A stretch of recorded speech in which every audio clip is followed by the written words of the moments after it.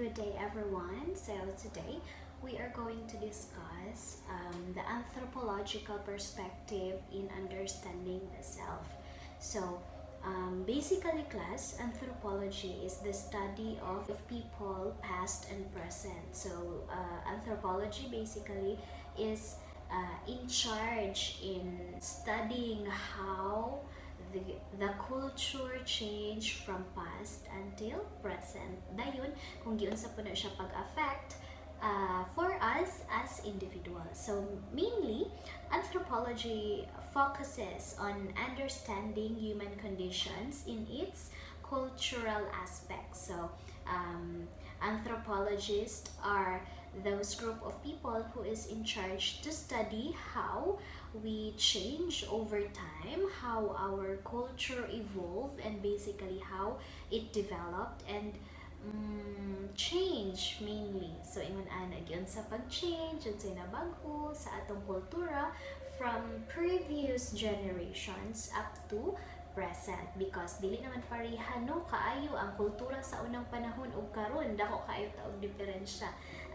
Bisan the way how we treat other people, how we dress, how we talk, dako na kayo difference, no? Kay before, dako kaayo ang pagtahod, no, sa mga anak, sa mga ginikanan, then mahadlok yun mo tubag. Pero karon, lami na kaayo manubag ang mga bata, no? Mga gahion, no? So ingon ana class ang trabaho sa mga anthropologists.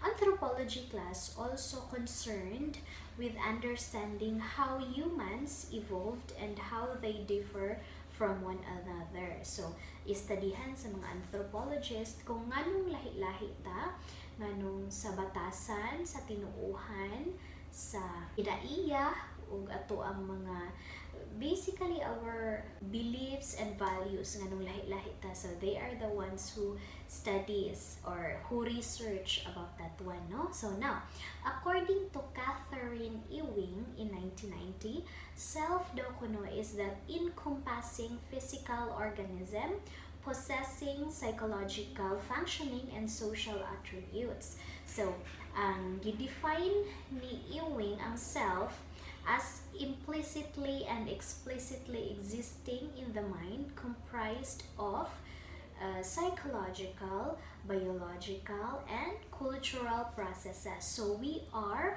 a combination of the psychological, biological, and cultural process, no? That encompasses the self. Okay, now, nahisgutan nato a while ago the word implicit and explicit. Implicit class means it is implied though not plainly expressed. So naay mga influences sa atoa nga implicitly mandated. For example, these are our morals, these are values, beliefs, and representation. So unsa man ni siya class? Kaning mga implicit na mga kinaiya, these are the influences from the society or from the people around us nga dili siya gina-implied, wala siya gisulat gyud sa balaod, pero ato ang gina-follow. For example, the difference between girls and boys.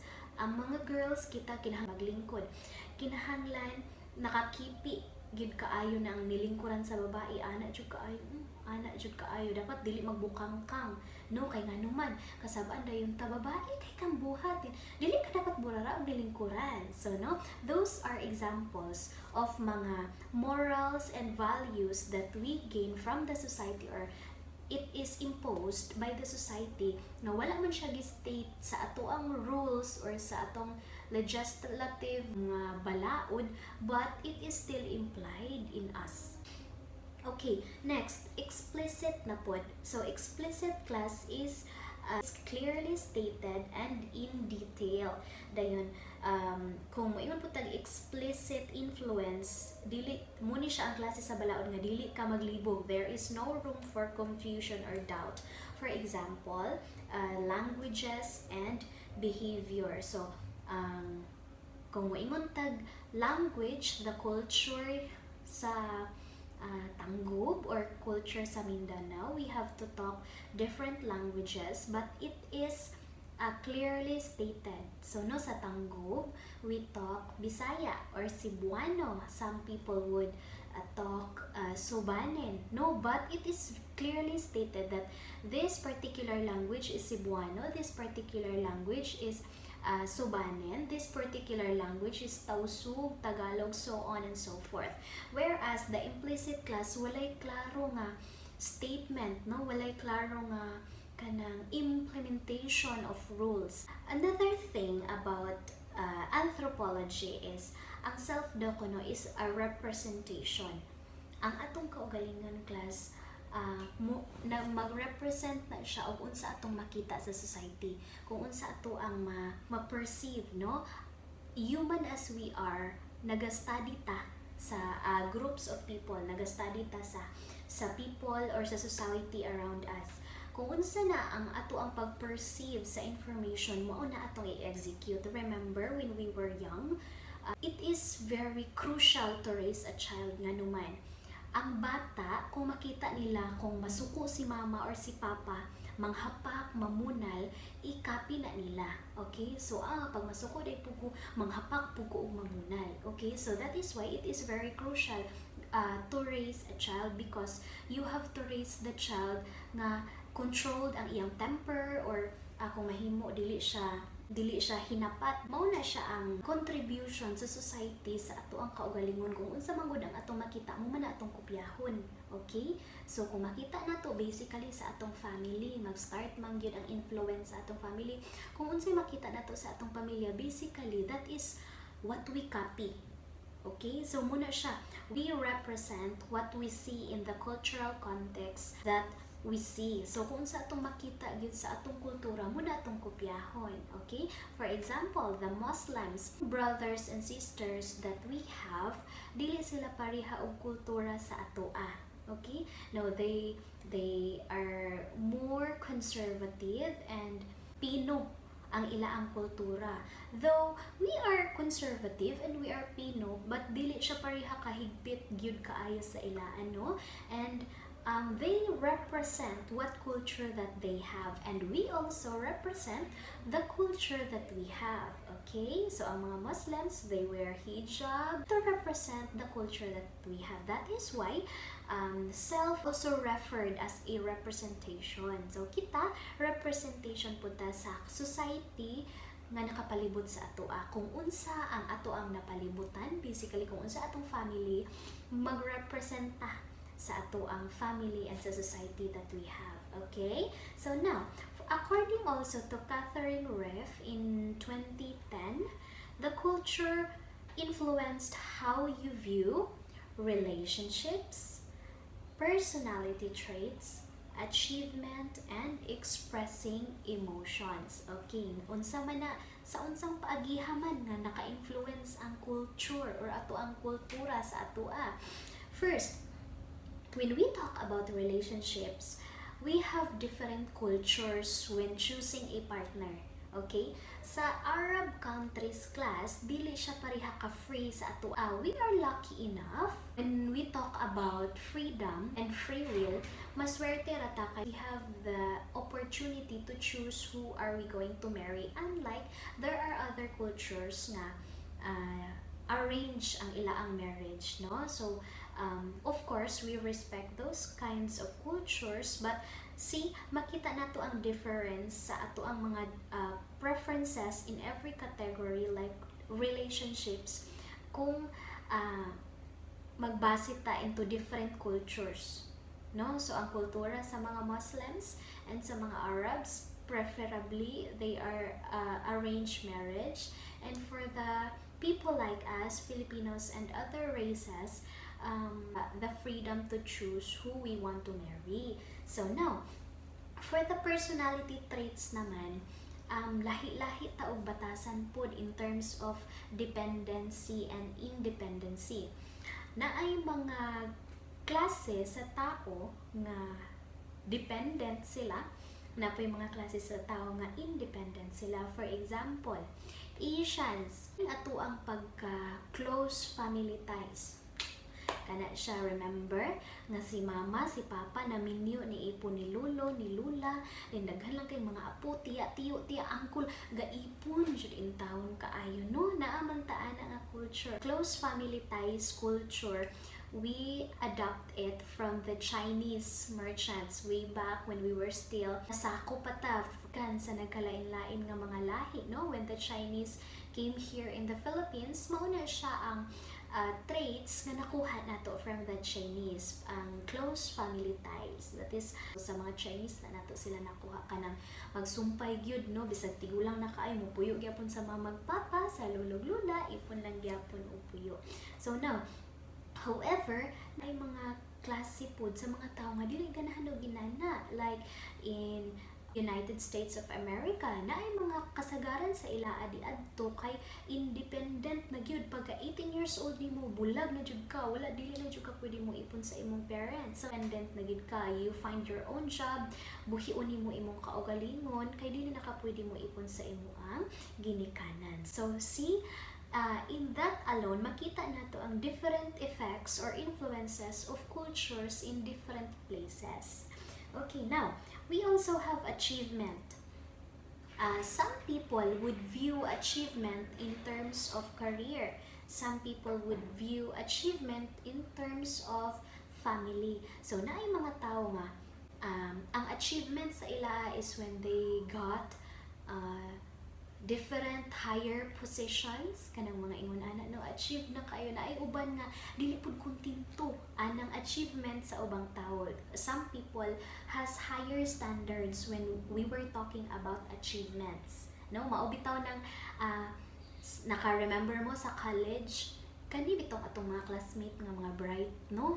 Kay ug makakuha sila 98 kay maghilak-hilak kay nganong dili 100 ang ilang score. Kaya dili man na achievement para sa ila. Ang gusto ginila nga achievement is 100. Samantalang kita, nga mga averaging mga kaayo, mga jugoon gamay nga mga student sa college, no? Pag maka-graduate tag 75, hugoy mag-ambak-ambak na to. Ay, thank you Lord, my God, I'm so bright, no? Ana na kaayo. So, no, see, it is because of the different kanang influence again sa family man na siya, no? Maybe there are families nga medyo hectic kaayo sa kanang grade sa mga bata, but my family is not that hectic. I remember even my father way back in college, mo ingon jud ko niya nga pa bagsakonon jud ko, bagsak ko ani nga subject, anatomy, physiology, problema jud kay na nako, biochemistry, physics, kana trigonometry, ana mo ingon jud ko sa kong papa nga pa sorry gyud kay mahal biya tag tuition niya, ibagsak lang bitaw. Then kung jugoon man gyud taon saan man gyud na nga lisod man jud ang mathematics, then napad yung mga chem, mga unsa pa na dira, biochem, mga ana-ana. So mo hangyo jud ko sa kong papa nga sorry jud kaayo kay di gyud nako makaya, but fortunately napasar man siya. But the lesson I got from my father is moingon gyud siya nga balag ka pila ka magbalik. Ang importante dili man ang numbers, ang grades nga imong nadawat, ang imong mga learnings. Para asa man ang flat 1, para asa man ang dako kay kag grado, pero wala pud ay kinakatunan. Patay. So ingon ana siya, no? Ingon ana ang gi-teach sa akong papa sa ako. So importante class that beyond what is expected from you, nga dako ka og grado, importante nga bisan isa lang ka lesson, bisan isa lang ka topic na akay makatunan or na kay ma-learn sa imuang subject nga gikuha nga naman. Eventually, consciously and unconsciously, mo appear na siya later in life, in which ma-apply ra po nimo siya nga naagian may nako somewhere down the road sa akong college o ingon ana dayon. So it is very nice nga na akay ma-recall pod a little bit. Okay, next, we also have expressing emotions. We also have different patterns in expressing emotions, no? Some people, there are groups of people or naay mga klase sa mga tao nga dili sila showy, dili sila ganahan magpakita sa ilang emotions in public.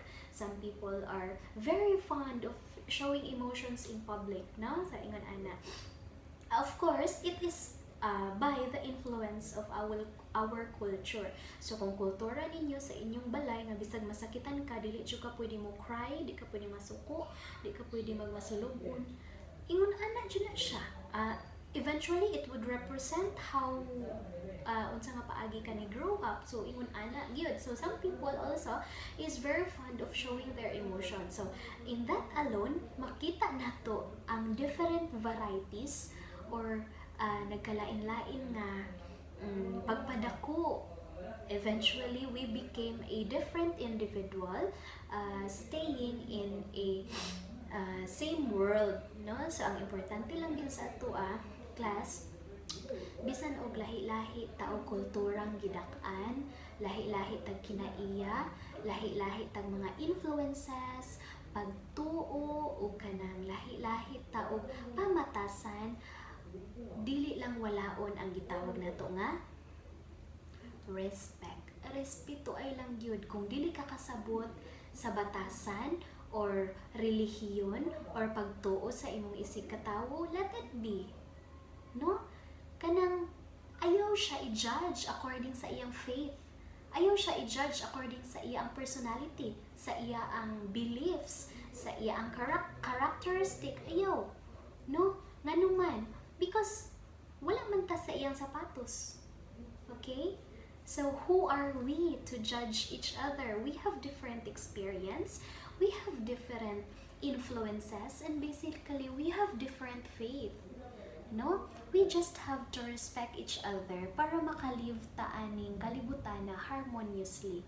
No? Dili kung naay butang nga dili nimo madawat sa aning klase nga tawo, ayaw mo pagtok ana. No? I and my husband don't even have the same religion, but we don't talk about religion. Nanuman, muna yung makapagubot ninyo. Okay? You talk on those topics or those things na magkasinabot mo. Okay? And you just have to respect each other all the time. And kanilang dili nato kalimtan, respeto ay sa isig katawo, and everything around us would be okay, peace, then wala problema, ana lang. Okay, so I hope you learned something today. Thank you so much for listening, guys. See you again in my next video. Bye!